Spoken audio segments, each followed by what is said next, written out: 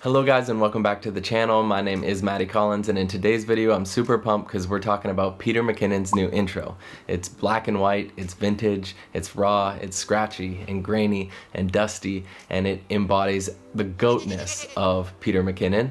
The purpose of today's video is what I tried to do is match similar aesthetics to this. It was time. I needed a new YouTube intro. I needed a new creative project because I've been in quarantine for 25 days, locked in my apartment. So I took it upon myself to do that, and in today's video I'm going to be talking about how you guys can achieve similar results using Canva and Final Cut Pro, and my version turned out a little bit something like this.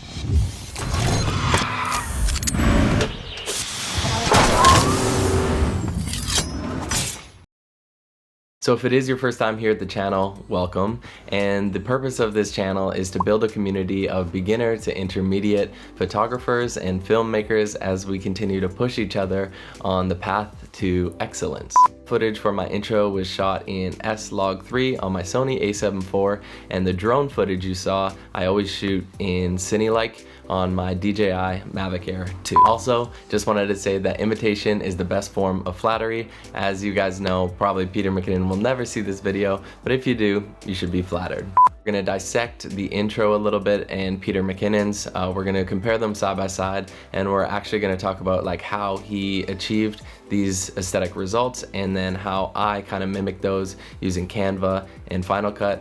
I just want to say that I've been trying for an intro ever since I started my YouTube channel. I've been through lots of different intros, and I've also been paying for some animated ones, but they just look too cookie cutter, and I wanted something a little bit more unique, and that portrays my current state as a filmmaker and photographer, so I think this is a really good way to showcase that.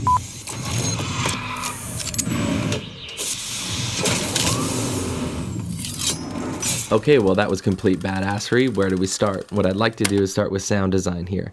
So Peter McKinnon is notorious for using his mouth as sound effects. So I even bought his pack, but he's got like a quick whip transition. He uses a lot of whooshes and pops, and they're actually specially recorded, and it's all sounds from his mouth. You kind of get that vibe, what he's going with the quick transitions in the audio sense, but then you also get really clean audio from the cars, which is an emphasis in this. And then also tattoos. So he has like the needle buzzing, and that's really clean audio as well. So what I did was I used his base layer of his audio track, and then I just added a few natural sounds that I caught with my mic during those video clips that I used. Beyond that, visually, what he does a really good job of is the transitions as well. So when he's transitioning in, he usually has like a punch in or a quick whip to the right or down, and that's worked really well in this because it is just such a short clip.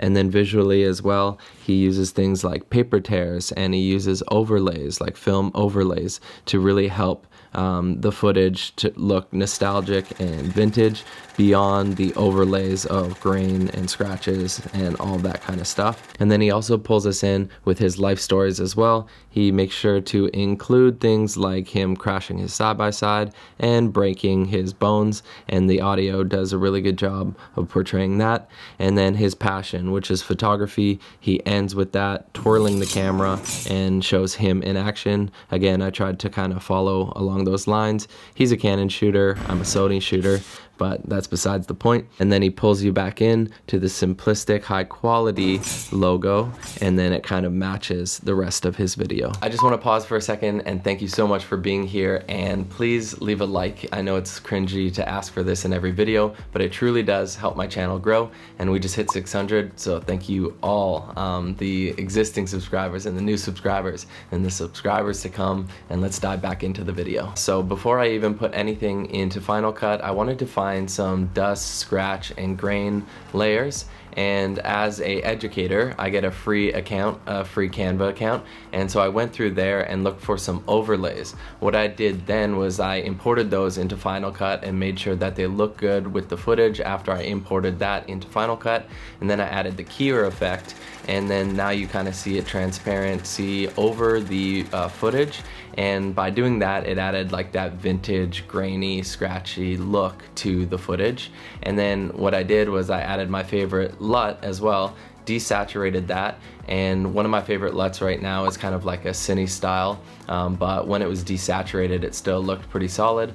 I needed to bring up the shadows a little bit on the exposure, but after that was done and the overlay was put on, it looked really solid. If you made it this far in the video, you are a real one. Thank you so much for supporting the channel. Really appreciate you, and consider leaving a like and subscribing. I hope you found value in this video, and we'll see you in the next one. Matty out. Peace.